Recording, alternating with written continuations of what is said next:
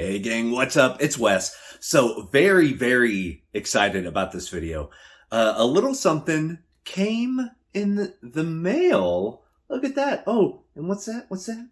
Oh yeah, my book came in. Super excited. Draw and Paint Better with Krita. I had to reread the name of the title of the book. I only spent, a year of my life writing the book. It's not like I could remember the title of it or anything. But this is a really cool video, something a little bit different. I wanted to do a book tour. I've had a lot of questions from a lot of people on Patreon and through email and instant message and stuff asking, what does the book entail? What was on your mind when you were writing the book? What is the overall goal? What will you get out of the book if you're interested in it? And one of the more popular questions is, hey, this looks like a really cool digital painting book. Do I have to use Krita for this to make any sense? But let's talk about that. Let's do a book tour. We're going to go not page by page, but we'll talk about the chapters, show the table of contents, look at the glossary, some of the stuff that we do mention and talk about, and answer just some of those basic questions. Get you a good feel. That way, if you want to buy the book, you want to buy it with a little more confidence, it's right here for you. And please, if you have questions about the book at all, leave them in the comments below. I will be more than happy to answer them, and we'll hang out. So yeah, let's hang out. Let's talk about the book. I can't believe it. It's a physical book, and it has my paintings and stuff in it, and words, and I don't know, man. It's a wild ride, but super proud and very thankful to the crew at Pact Publishing for allowing this to happen. But, enough of me jibber-jabbering about this. Let's dig in and see what this book's all about.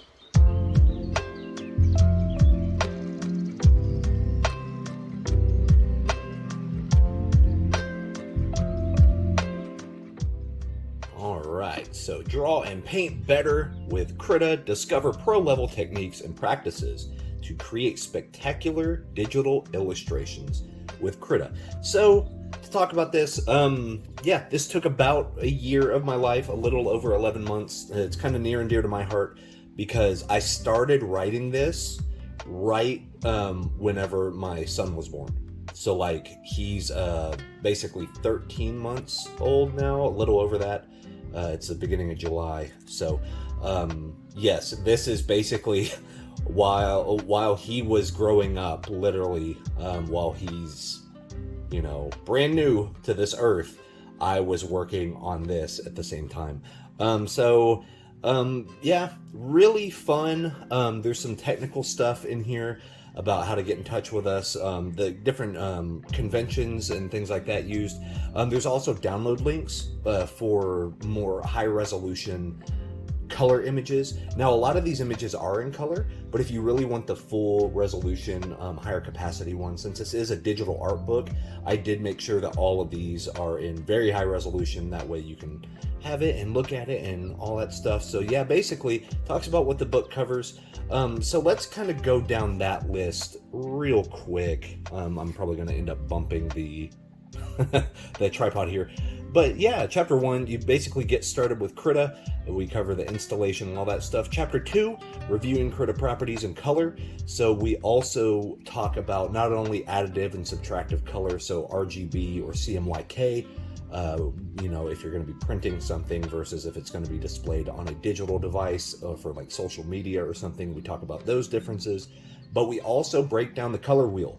So this isn't just about digital art. I wanted to put in some very kind of academic, art course 101, maybe 201 type of stuff. So we dissect the color wheel. We talk mainly about color theory, my take on color theory, what has worked well for me as a professional throughout the years and things like that. So after that, we talk about the brushes and tools. So Krita is really great at having a customizable brush engine, and I love the brushes. They just feel great. But we talk about creating your own brush, importing other people's brushes, what the kind of skill level is on that, where you can just modify a few brushes that already exist or make one from scratch, and what do those properties mean, and all that stuff. And then we kind of jump into using layers and layer groups. We talk about using blending modes on those layers. So we start slowly integrating more of the digital art workflow into some of these projects. And then, we change the feel with like values and sliders and talk about hue and saturation balances and all that stuff. And then we talk about organization, so layers, naming layers, grouping layers. And then we do stuff like we do a still life study, we do a landscape painting over the course of a few chapters, we do some concept art, we talk about concept art, how does it fit in the industry as a whole. Just enforcing fundamentals, man. My main goal of this book was to have a beginning kind of resource no matter where you're at in your art journey. So I wanted to make it to where people just getting started with digital art can understand some of the things they may see online from other artists kind of talking shop and stuff like that. But also I wanted something that pros could buy to have as a nice little reference for how another pro might work. You know what I mean? So yeah, here's some of the landscape stuff that we're doing, and we're talking about why we make certain decisions. We take a look at grids and perspective tools and kind of notice our edges and color overlays and good fundamentals on that stuff. We talk about using reference images, taking something to final. But then we do, our still life study. So basically we do a still life study the same way you would do in an atelier setting. Literally go step by step, talk about values, how they interact with color. Every color has its own inherent value. We look at some histograph and histogram stuff right here. Some really cool stuff near the end. Some concept artwork, doing revisions for an art director, kind of just working in the field, working in the industry. And then probably my favorite chapter, I don't want to give a lot of this away, but my favorite chapter, so we talk about improving designs, adjusting our colors after the fact. So this one right here, this is the finale of the book. But basically this is my general art advice. And it has different images of when I was kind of coming up, but also stuff and studies I've done with captions and just using the tools that we learned in the book. These are some of the images that I made. We talk about some golden rules about visual development. Just a lot of fun. And then our index, we got everything, man. Aspect ratios and alpha channels and analogous colors and brush engines and brush customizations and something called a blue sky phase, if you've ever heard that in like a behind the scenes of a movie or something. We talk about end user license agreements. That not only talks about the stuff for Krita, but also end user license agreement and like royalties and copyright stuff for using references in a professional manner. We even talk about the Fibonacci sequence. We do the math and look at it, and man, there's a ton of stuff that we talk about now that I see the index. Oh my goodness. Like CMYK, bit depth. How can a graphics card help? This is really what I wanted to do. My main goal, and a huge shout out to Pact for allowing this to happen. I wanted to make a book that from beginning to end felt like a semester of a college course. And I wanted it to be kind of one of those courses that you leave feeling empowered. I always say as a teacher, I don't want to teach you to paint like me. I want to teach you to paint like you. So using these methods, and we really ask why we do this stuff. So yeah, there's some step-by-steps. There's a lot of stuff you can follow along with, setting up the studies. But I want to take a brief moment and do a little shout out. So my book, I wanted to write it in a very narrative sense. From chapter 1, you're introduced to what digital painting is. What does that mean? And as you work through this, you're going to get more and more comfortable, and you're going to get better and better at using your tools. So all of these, like chapter 9 feeds directly from like chapter 4 and 5. I wanted these things to be introduced in a way that way you use the skills you previously learned going forward. But a shout out to Pact. So one, doing a narrative book, doing a book that you could read from beginning to end and learn something along the way was my main goal. My second main goal is I told them I wanted to flip the script. I wanted to change the way that Pact thinks about making books, which is really weird. I know it's a weird thing to say, but packed. I actually have some packed books. I need to get them out of storage. But I basically learned how to do JavaScript. So packed is normally, or I say normally, but they're really branching out now. Really for like computer science and learning kind of these really hardcore technical, mastery of like server maintenance and very kind of clinical, technical kind of tech jargon. I wanted to get away from that. Enough so that all of my, I have art pieces on the header of every one of my chapters. And I did that on purpose. No one else has done that before with a packed book. So they were very willing to let me kind of design this the way I wanted to. And for that, I'm super, super grateful. Yeah, so like all my paintings, if you've seen my portfolio, you've probably seen all of these. But yeah, just I wanted to make something that really had my vibe and my feel and my I don't know, my personality. Because if you've mentored with me or if you're my patron or whatever, you know that whenever I do courses and whenever I do things like this, I like to keep it really casual. I like to keep it conversational. This is not a master teaching minions how to do stuff. Like, that's not what this is. We're all artists, but we all evolve at a different rate and we're all at different places in our journey. So that's what I wanted to have, a book that you could really dig into and learn and use it as a study reference. And I know this is about my book, but I want to show you some books. I'm right next to my bookshelf, so I'm going to grab these real quick. Hey, there's my tablet.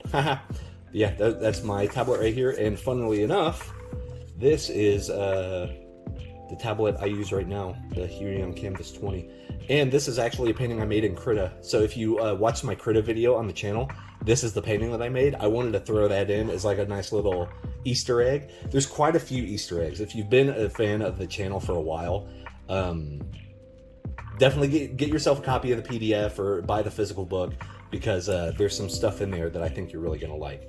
But my goal, I love art books. I have a whole bookcase full of how-to books, but let me grab the main ones that I have right here that I used as kind of a,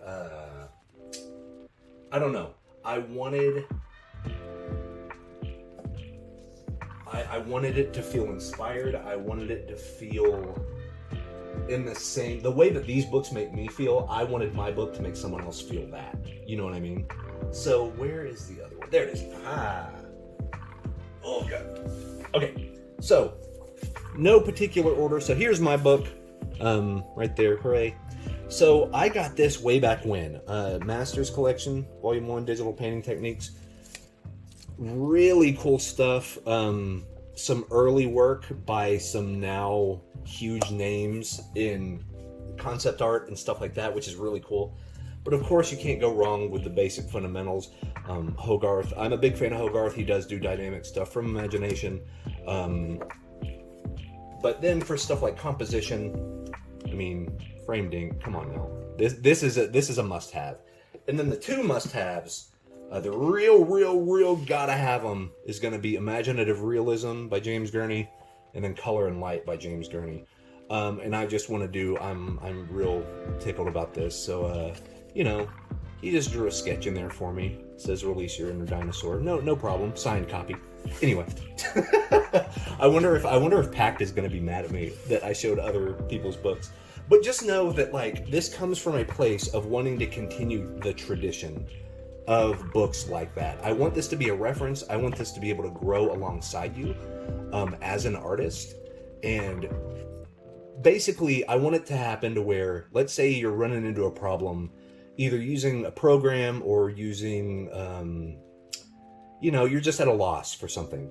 I want you to feel like you can grab this book, and maybe if you don't find the exact solution, you find a way to figure it out. Like, okay, I see what he did here. He had the problem with the edges and blending and all this stuff, and this is what he did, so let me try that. That's my goal. Okay. The main question of, do you need Krita? Well, as you can see as part of the book, you do see the menus of Krita, but specifically the way that I worked, and I started writing this book before Krita 5 came out. So in the middle of writing, we got the alpha and the beta and stuff of Krita 5, and then we just revamped it. So it is up to date. This is Krita 5, 5 plus, I should say. But it has all of the windows, and I show you how to kind of make and customize your UI and things like that. But yes, so we do use Krita, but the way I view this is you're using Krita as the vessel for your journey. You can use whatever digital art program you feel more comfortable with, because the steps that I go through on all of these and the decision making is going to be the same regardless. In fact, with the still life study, I talk about how you can use the same technique on a canvas, on, stock board, masonite board, doing traditional stuff in a traditional sketchbook. The same problem solving skills are there, So this is a definite labor of love. I'm super happy it's out. It was a crazy year, but I do want to thank PACT so much for their patience. It was I'm a first time author, so now I get to say that I'm published. Look, there's an ISBN number and everything. But yeah, there's going to be links to the book in the description below. There's also going to be links to my Patreon. It's only $1 a month, and you get everything. I'm never going to raise the price. I've talked about that before, but I mean it. It's only $1 a month. You get to hang out with a really cool art community. Everyone's chatting every day. We're showing each other stuff, works in progress. I try to post once, if not twice, on the Patreon itself. I give Photoshop files, Krita brushes, all that type of stuff. I can do that on the Patreon. And we just want you, to come and hang out. And of course, get yourself a copy of Draw and Paint Better with Krita. If you're into digital art at all, I think you're going to find something to like here. And I know I'm biased by saying that, but I specifically wrote it with that intention in mind. That's my time. Let me know what you think. If you got a copy of the book, let me know. Big news right now. Basically, I will be doing a book giveaway, a signed giveaway. The specifics are going to come in a different video in the future. But just know, keep your eye on the channel. I will be doing some giveaways. I have quite a few copies of the book I would like to give away. And then we can also do some giveaways of, let's say, some digital copies if you're into that. So yeah, there's a lot on the horizon, a lot of big moves, a lot of big news coming very soon. But thank you all for the support. Once again, thank you to the whole team at PACT Publishing. And let me show you this little deal before we go. Let me drop these other books. So about the author, that's me. I'm the author. Who knew? But then there's going to be some reviewers, and one of my awesome reviewers, technical reviewers, actually said something, and I'm really stoked that it made the book, because here we go. So yeah, big ups, Joanne and Rio Yara. Says, yo reader, don't be fooled by the title of this book. This book teaches you more than just how to use Krita. It teaches you a philosophy of life. Trust me. That sounds big, it sounds grand, but take it from my technical reviewers themselves. It's something you want to check out. So yeah, I'm in full show mode this episode, but who cares, man? We got a book. Look at it. This is a book, and this is my painting of a mountain. There's stuff in it. It's cool. You're gonna like it, man. But we'll catch you guys next time. Take care. Stay safe. Go eat some good food. I know July 4th is just around the corner. Specifically in a few days, so I got to get some barbecue stuff out. Anyway, that's my time. We'll talk to you later. Catch you next time. Peace.